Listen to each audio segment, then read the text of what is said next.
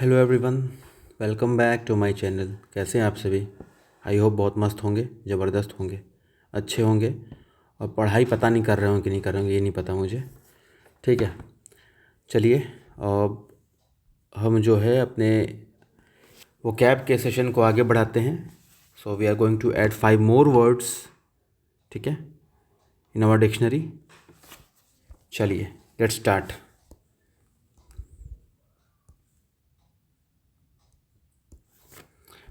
So the first word is bantering. Bantering. First word bantering. BANTERING।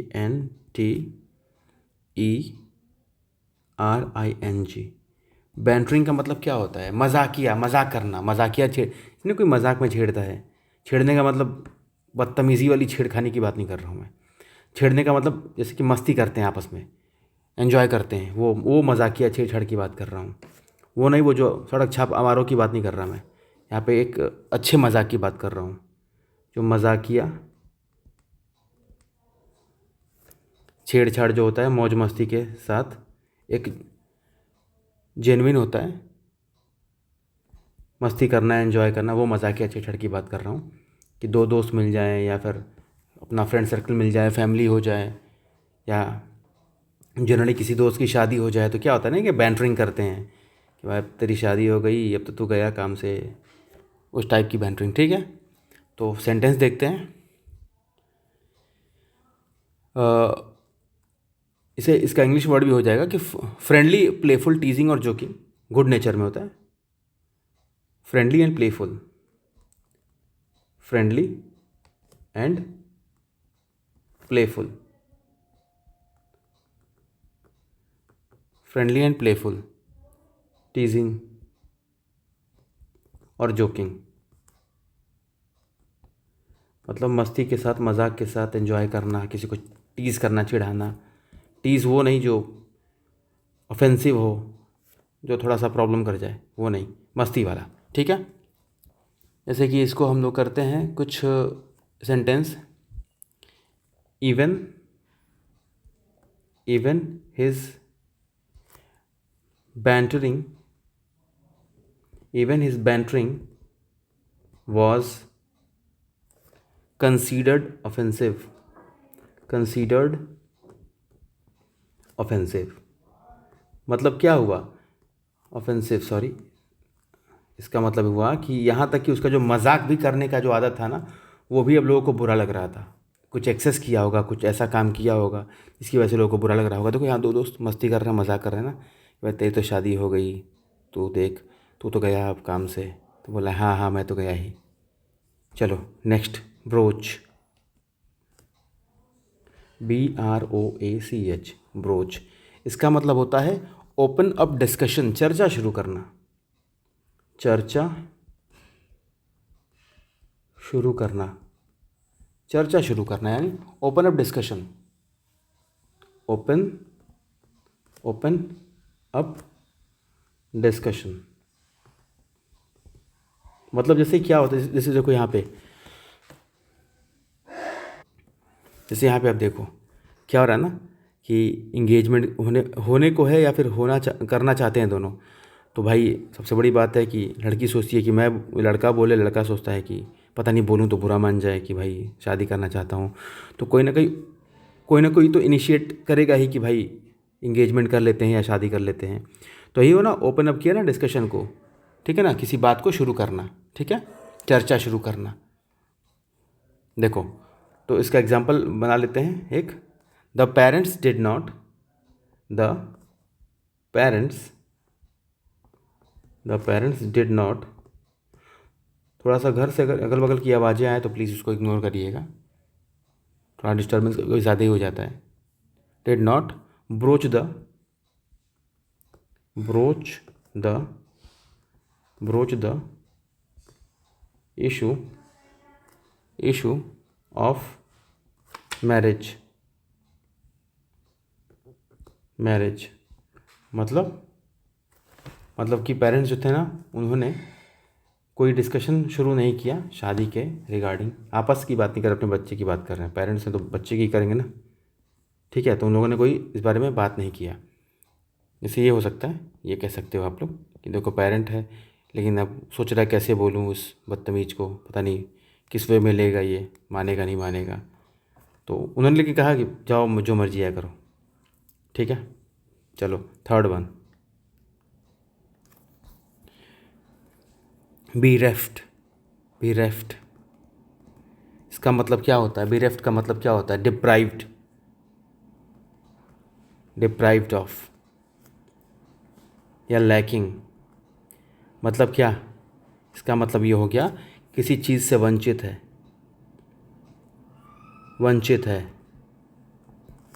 ठीक है, या फिर कोई चीज़ से मतलब जो चाहिए उसको मिल नहीं पा रहा है।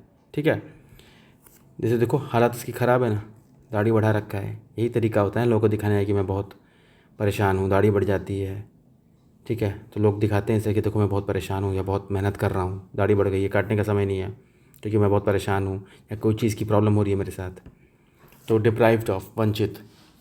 देखो, bereft of wealth and honor, bereft of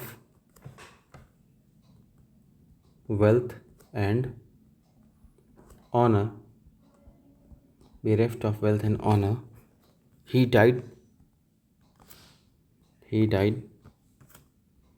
miserably। मतलब कि समृद्धि हो या फिर किसी भी तरह का सम्मान हो, उससे वंचित होकर के बहुत बुरी मौत मरा वो, बहुत दयनीय स्थिति में मरा वो। ठीक है, नेक्स्ट है, देखो ये दोनों सेम था, broach. Now fourth one, benefactor. BENEFACTOR,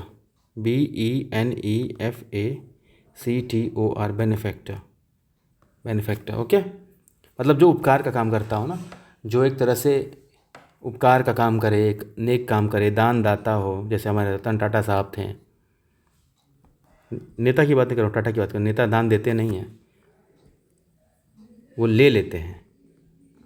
उपकार करने वाला। और नेता दान क्या देगा भाई? टैक्स का पैसा होता है वो, तो कौन सा अपनी जेब से कोई लगा रहा है वो। मतलब कि देखो, ये हमारे कोई बहुत ही जेंटलमैन हैं, इन्होंने देखा इसको कि ग्लास लेके एक्टिंग कर रहा है, खाली ग्लास में नौटंकी कर रहा है, तो इन्होंने कहा ले पैसे और उसमें कुछ डाल के पी ले। ठीक है ना, जहर की बात नहीं कर रहा हूँ मैं, मतलब कुछ देखा इन्होंने देखा क्या कि इतना ज़्यादा ही बेचारे को प्रॉब्लम है कि इसके पास खाने पीने को कुछ है नहीं, ग्लास खाली है दिखा रहा है, सोचा ग्लास में भीख मांगो, पर इन्होंने कहा कि ले भाई एक बोरा पैसा ले ले, तू एन्जॉय करो, नो प्रॉब्लम। ठीक है, मेरे पास बहुत पैसे हैं। देखो sentence, the anonymous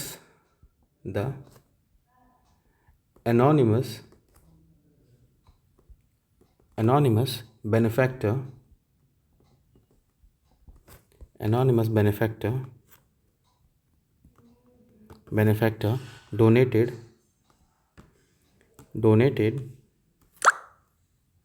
money to the school,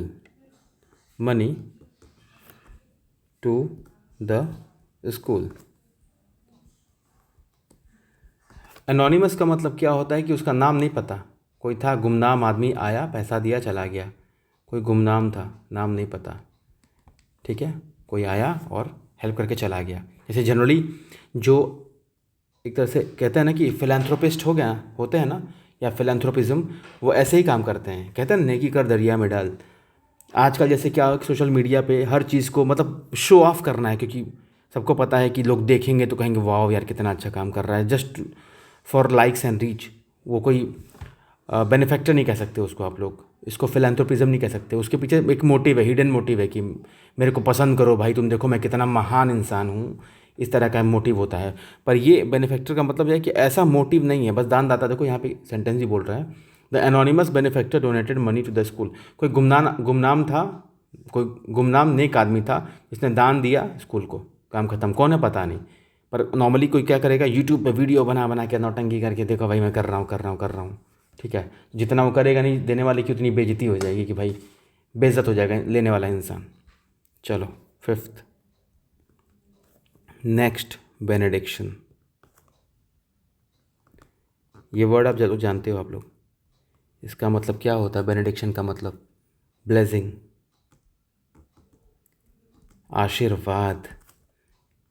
अब सोचो कि जैसे हम लोग लेटर वगैरह लिखते हैं कि विथ योर ब्लेसिंग्स, अगर लिख दें विथ योर बेनेडिक्शन, कितना अच्छा लगेगा बोलने में, भाई कुछ नया वर्ड है।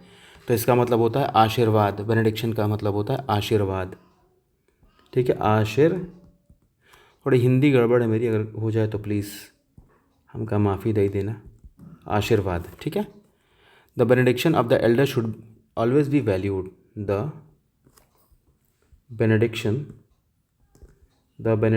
ऑफ elders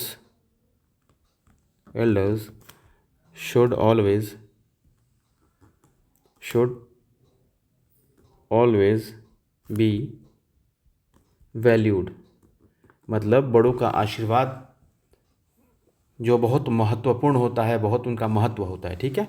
ये हो गया बेनेडिक्शन। चलिए एक बार रिकॉल कर लेते हैं सब। बैंटरिंग में हंसी मजाक वाला जो छेड़छाड़ होता है ना, जिसमें कह रहे भाई तेरी तो शादी हो गई, तेरी तो दूसरा बोलेगा तेरी तो हो भी नहीं रही है, तो ये मजाकिया छेड़छाड़ है ना।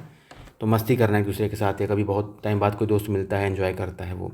ब्रोच मतलब कोई बात शुरू करना, जैसे शादी करना है इन दोनों लोग को, तो बोलेंगे दिमाग में अंगूठी चल रही है इसके भी, पर कौन डिस्कशन शुरू करे भाई। Who will open up the discussion that we want to get engaged but no one has the guts, ठीक है ना। तो ये सोचेगा ये करे, ये सोचेगा ये करे। तो भाई होता है कि ब्रोच का मतलब कि कोई ओपन अप डिस्कशन, कोई मुद्दे की बात शुरू करे कि भाई ऐसी बात करनी है। बेरेफ्ट, इसका मतलब वंचित होता है, जो सुख सुविधाओं से वंचित होता है, जो किसी बेसिक एमिनिटीज़ से वंचित होता है, जिसको प्रॉब्लम होती है चीज़ों में, ठीक है। इसका मतलब होता है बेरेफ्ट। नेक्स्ट ये ब्रोच वही बात है कि पिताजी बोल रहे हैं बेटा को शादी कर ले, कब करेगा बे। तो बोलता है कि पापा आपको पता नहीं है, लिव इन में रह रहा हूँ, जानते ही हो हम लोग कूल लोग हैं, लिव इन में रहते हैं। तो पापा जी बोलते हैं ये क्या होता है। तो छोड़ो, मतलब कि वो बात कर रहे थे कि तुम शादी कर लो, पर ये कह रहा है कि नहीं ठीक है कर लेंगे। अब ये है देखो बेनेफैक्टर मतलब क्या होता है, कोई एक ऐसा नेक आदमी जो दान वगैरह दे। तो ये हमारे बाबा जी हैं, इनको बोल रहे ले बेटा पैसा थैले भर का ले ले, और जो बिज़नेस शुरू करना है कर ले, दारू मत पी जाना इससे। इसने कहा ठीक है सोचता हूँ। और ये है बेनेडिक्शन, देखो ग्रैंड पेरेंट्स हैं, आशीर्वाद दे रहे अपने ग्रैंडसन को कि तो ही जीता जागता रहे, फ़ोन कम चला, मस्ती कर, एंजॉय कर और बदतमीजी मत कर, आशीर्वाद दे रहे हैं उसको, ठीक है। चलिए 5 और नए वर्ड्स हो गए। आई होप आपको सेशन अच्छा लग रहा होगा, ठीक है।